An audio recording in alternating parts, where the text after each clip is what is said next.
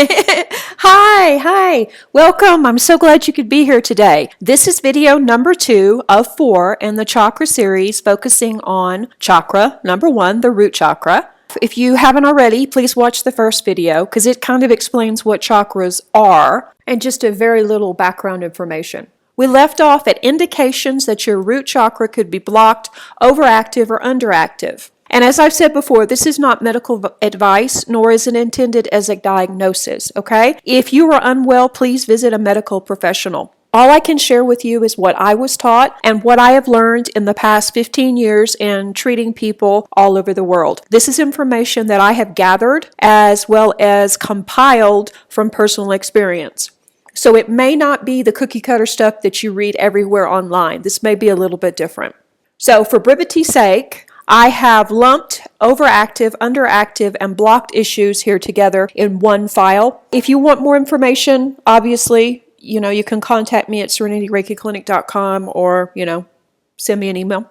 These are the main issues that people experience, and you may experience one or more of these issues, and actually most people suffer from multiple problems when the root chakra is blocked or off balance. Okay, so let's dive right in. The number one issue most people report is feeling fearful and anxious, upset, and overall emotional. Kind of what most people tell me is their emotional wreck. They can't control their emotions. One minute they're happy, the next minute they're disconnected, the next minute they're angry. And it's just like being on a roller coaster. Also feeling a general, as I said, disconnect from people or feeling distant from the actual physical world for no apparent reason. And that's the key here, people, for no apparent reason. If your company is, say, downsizing, or let's also say you're a young adult and your parents are divorcing, it would be normal to feel, some of these emotions and have some of these issues come up. But we're talking about people that have never experienced anything like this and can't define it, can't go back and go, well, it's because my relationship's not great now, or my company's about to go under, or something like that. Keep that in mind when you're checking these off. As I said, strange emotions, strange periods of being emotional. For instance, experiencing several days of grumpiness or unexplained irritability, experiencing exhaustion and tiredness for no apparent reason, feeling angry, feeling emotional, overeating and suddenly craving those comfort foods that maybe you shouldn't be eating, having a hard time getting out of bed and starting the day, even after a good night's sleep, feeling very sleepy all day long, being generally restless and spacey and unable to focus. Another indication that the root chakra may be out of balance is an increased worry about finances or job stability. If your root chakra is blocked, you may have the feeling of not being at all grounded, and therefore everything that arises from not being grounded, which is not being present. Usually worry, anxiety, suddenly developing a high-strung personality, all those things go hand in hand with not being grounded. Root chakra blockage also goes hand in hand with sexual dysfunction, as the kundalini energy is unable to permeate the chakras in this state and rise. So that's a whole other issue and probably a whole other class. But an urge to get off grid or disconnect from electronic social media, maybe a sudden new idea that you need to start preparing for, the zombies or the, end of the world, or the next big life-changing, planetary-changing, huge, event that's going to change life as we know it, kind of out of the blue, and then it kind of almost or does become an obsession. And also people report feeling distant suddenly from their pets or loved ones. Yeah, and I've seen it. I've seen people go from doting parents to the next day to pretty much just, whatever, and losing all zest for life too in the process. Another thing that people report is being cut off from nature and feeling like there is no connection with nature, or suddenly desiring to leave their job out of the blue for no reason, or no sex drive, or also, if it's overactive sex drive. Some of the physical imbalances associated with or manifested with lack of care or an unbalanced root chakra are AIDS,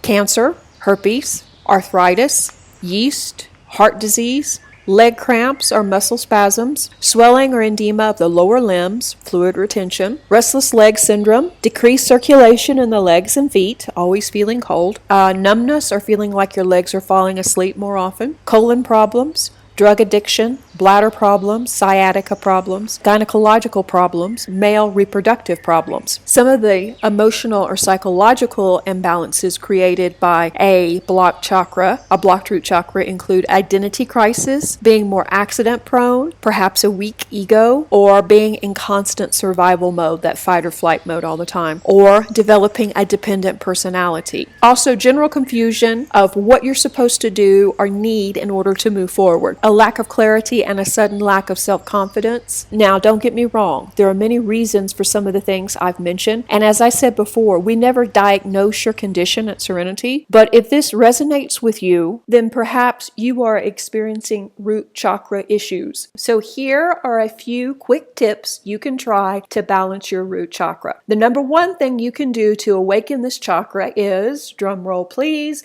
dance. And I mean dance with your entire body. Put your favorite music on, crank it up, and just move. Now, if you want to go take ballet lessons, great. If you want to go take square dance lessons, great. Or salsa, or whatever it may be. If you want to go dancing every Saturday night, also great. But in the meantime, what I'm talking about is turn on the radio. Turn on your favorite tunes and just dance around the house. Let yourself go and let yourself be free and dance. Move that body. Okay, now I know some of you are going, nope, can't do it, can't dance. For whatever reason, perhaps it's physical, you're not able to dance. Well, the other thing you can do is stomp your feet.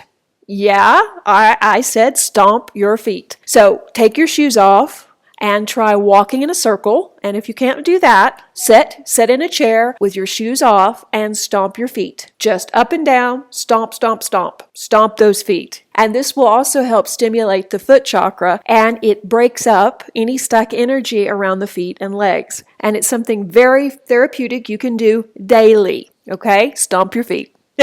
And speaking of the feet and the leg chakras, did you know the foot chakra, which is actually split into the arch of each foot, is also considered part of the Muladhara? Yep, part of the root chakra. Its energy moves through the legs and into both feet. And it, of course, represents the earth and our connection to the earth. It's responsible for flowing the energy to and from the physical earth system, into our physical bodies. So when this is blocked or closed, you can see where you will start feeling extra tired. You'll start having issues with your health. You'll have a hard time staying awake.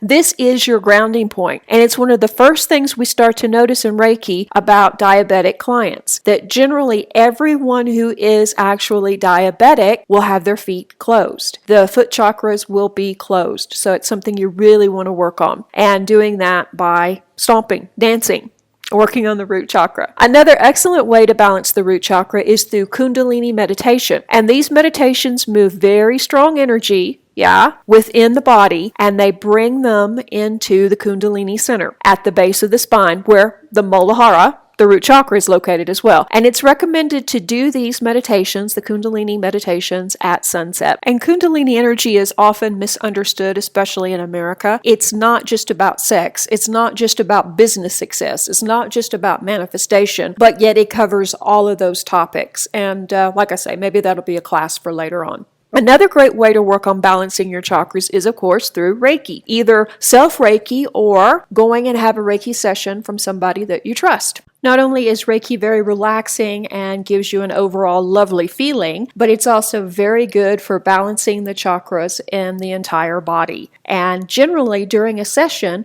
the Reiki master can tell you, judging by how your chakras feel, what kind of issues you're having and what things to avoid or what to incorporate back into your life, such as dancing. So, call up your neighborhood Reiki person and book a session today, okay?